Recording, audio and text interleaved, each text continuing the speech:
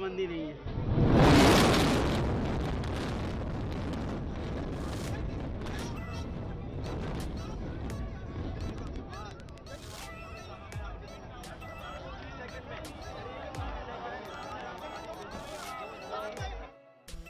Hello दोस्तों, आप सब कैसे हैं? आई होप आप सब बहुत अच्छे होंगे। अभी तक अगर हमारे चैनल आपने सब्सक्राइब किया, चैनल को जाकर सब्सक्राइब, जिससे आने वाले वीडियो को नोटिफिकेशन आपको जल्द से प्राप्त हो सकें।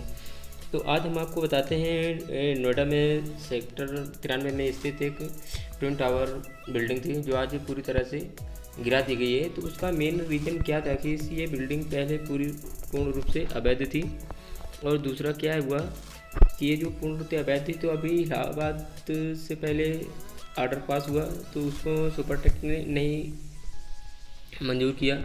तो फिर सुप्रीम कोर्ट के आदेश का पालन हुआ और ये पूरी तरह से बिल्डिंग गिराए जाने पे वो बोल दिया गया। तो इसमें हुआ क्या, इसमें कि ये बिल्डिंग पहले इसमें कि जो बिल्डिंग की जो टावर की हाइट थी तो वो पहले कम थी। फिर इसके बाद हुआ क्या, इसमें कि जो टावर थे पूरे, तो उनको टावर के बीच की जो गैप की दूरी होती है एक टावर से दूसरे टावर की, तो 16 मीटर का गैप होता है कि कोई बिल्डिंग का धूप और हवा अच्छे से आ सके। तो इस वजह से 16 मीटर का था, तो वो भी इन्होंने अच्छे से पालन नहीं किया और उसका भी इन्होंने उल्लंघन किया बिल्डिंग बनाने में सुपरटेक ने। तो फिर और इसमें तो जो उल्लंघन किया, और पहले जब इसमें पास हुए थे तो ये 11 मंजिली इमारत पास हुई थी।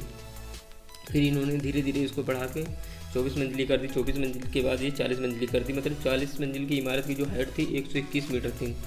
तो फिर ये पूरी तरह से अवैध थी। और इसमें हुआ क्या, ये 950 फ्लैट बन चुके थे और 711 फ्लैट बुक हो चुके थे। तो मतलब आप समझ सकते हैं कि 950 फ्लैट बुक बन चुके थे और 711 फ्लैट यहाँ पे बुक हो चुके थे। तो अब वो जो 711 लोगों ने जो फ्लैट ख़रीदा है उनका पैसा तो मतलब आप सोचोगे डूब गए, बट ऐसा नहीं हुआ है। जो सुप्रीम कोर्ट ने जो आदेश जारी किया है तो उसमें ये भी बोला है कि आपको जो इन्होंने जो भी बायर से जो ख़रीदा है फ्लैट, उनमें से तो उनको 12% इंटरेस्ट के साथ वो पैसा उनको रिटर्न करना पड़ेगा ये सुपरटेक को। तो ये सबसे अच्छी बात ये है कि जिन जिन लोगों ने फ्लैट ख़रीदा था तो उनको ये क्या बोलते हैं पैसा रिटर्न मिल जाएगा। तो बहुत अच्छी बात हुई। और इस में जो क्या बोलते हैं ये बिल्डिंग को जो बनाने का जो कास्ट था 708 करोड़ के 7 से 8 करोड़ 700 से 800 करोड़ की लागत से ये बिल्डिंग बनी हुई थी। और जब इसको गिराने का जो खर्चा आया है तो 17 करोड़ 55 हज़ार रुपये इसको गिराने में खर्चा लगा है। मतलब आप समझ सकते हैं कि जब 700 से 800 करोड़ बनाने में लग सकता है तो 17-18 करोड़ तो गिराने तो लगेगा।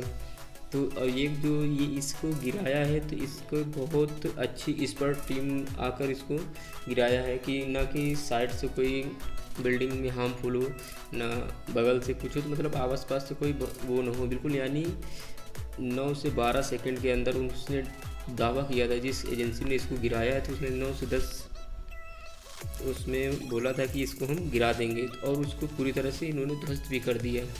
तो मतलब ये कि फर्जी वाला तो हुआ ही है कि जब आपको इतने लेवल की बिल्डिंग पास हो रही थी, ये 2 बिल्डिंगें इतने बड़े बड़े टावर क्यों कैसे हो गए? तो मतलब ये तो एक इलीगल है।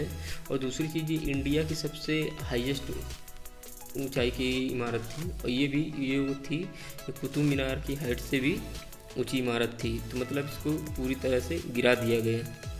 तो आप समझ सकते हैं कि कितना बड़ा ये एक्शन लिया गया है लीगल। तो आपको इस बारे में सोच सकते हैं कि ऐसा नहीं है कि कोई भी चीज़ हम इलीगल बना देंगे और कोई हमको इसमें हस्तक्षेप नहीं करेगा। ऐसा नहीं हो सकता क्योंकि नगर पालिका भी बहुत देखती है, और ये जो बिल्डर्स होते हैं ये लोग तो क्या, इन लोगों को टावर बना देना और उसका पैसा ले लेना और ये अपने साइड हो जाते हैं। बट ऐसा अब नहीं हो सकता। अब तो बिल्कुल हर एक काम के लिए बिल्कुल जस्टिफाई आपको देना पड़ेगा। और ये एक लीगल वे से ही आप प्रॉपर्टी या कुछ भी आप बना सकते हैं। ऐसा नहीं कि जो मर्जी आए जिस जैसे आए आप बना सकते हैं। तो ऐसा आप नहीं कर सकते क्योंकि ये पब्लिक के साथ खिलवाड़ हो रहा है और इन्वायरमेंट के साथ खिलवाड़ हो रहा है। अब ये बिल्डिंग जब गिरी है तो कितना इसमें डस्ट पॉल्यूशन, एयर पॉल्यूशन, कितना आसपास का सराउंडिंग एरिया कितना ख़राब हुआ होगा, तो आप समझ सकते हैं। तो आप कृपया